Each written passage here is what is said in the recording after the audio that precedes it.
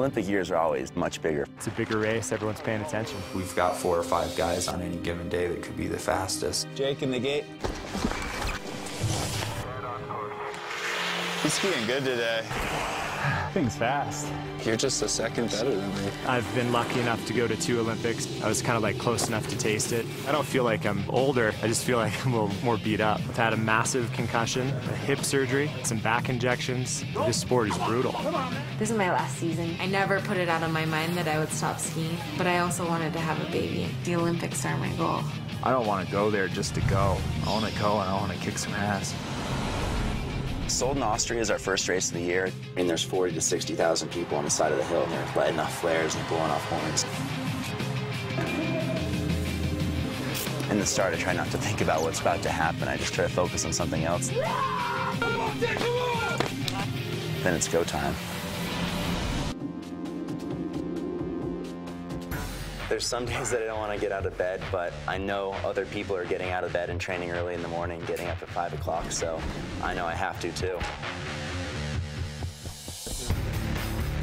They're really in tune with their bodies, more so than anyone else. There to there. They're world-class athletes that go nonstop. You go through turns where, you know, if you hadn't been working out for several years prior to that, you just get squished. We do a lot of work with power development. Basically be able to produce velocity in a high force environment. I really like training with a team for sure. I mean, it would get so boring if you're by yourself. We did a lot of work testing our athletes actually with blood testing. We did monitoring of different blood markers, both performance and fatigue markers. And we do recovery work with oxygen and nitrogen and so forth. Equipment is so key in our sport, and getting your skis perfectly dialed in, it's huge, especially when you're testing equipment and you have 5 pairs of skis. Every single day you can work as hard as you can, and you're never fully perfect. How do I get that medal? What do I do to give myself that best chance on that day? But I think what separates, you know, maybe a top 30 skier from a top 5 skier is work ethic and the mental strength.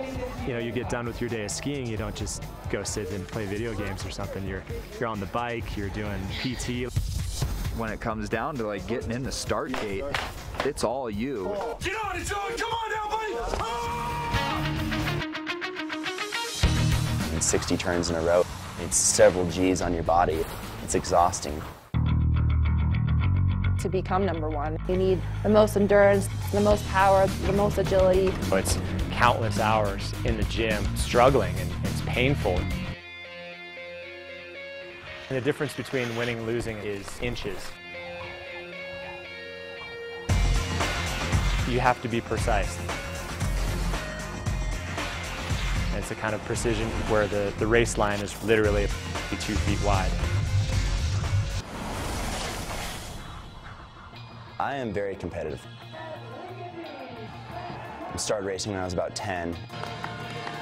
I just fell in love with it because of the speed. Every single day you can work as hard as you can. You're never fully perfect, and I think that really appeals to me. He's just a regular guy who's extremely good at what he does.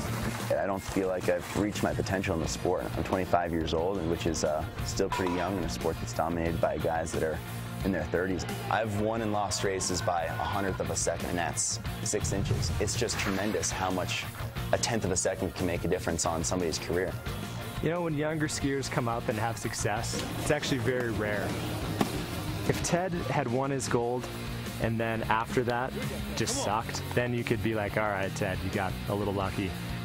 But he went out and the next year won World Cups. He just found his good form early.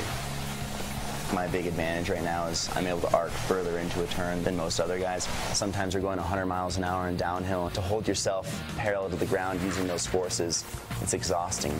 Watching him ski and really seeing how he executes certain game plans, it's awesome. Every single day in training, we have the timer at the bottom of the hill, and the second you go through, you're like, okay, what were my splits? How low was my time? You couldn't be a professional athlete if you weren't competitive. It looks like Tommy beat me, Aaron. Hey. You make all the gates, Tommy? In ski racing, even if you're the best, you're not guaranteed a medal. Achieving that big of a goal when you're only 21 years old in your first Olympic event, it was really surreal for me.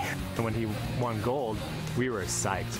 To be able to compete in an event like the Olympics is something I've dreamed about since I was a little kid. And it's amazing. Mark. Yes. Audi's not just day trippers in sponsoring skiing. In fact, it's been over 25 years. I think the sport itself is all about competition, speed, technology, drama, all the things that Audi stands for. To celebrate their support of the U.S. ski team, Audi looked to Academy Award-nominated filmmaker Brett Morgan to create a documentary that would show a totally new side of the sport and the athletes. The story of this film is, what does it take to become a champion? And we're with them every second of the day. The camera is never off them until they come through those gates. Once that thing happens, I want to be there. We think it's important that someone combats the sport not just with the technical expertise of skiers on mountains, someone who can tell the human drama, really get a passionate story. Oh, no, no, no, no, no, no! No! Audi said to me, you're the filmmaker, you make the best film you can make.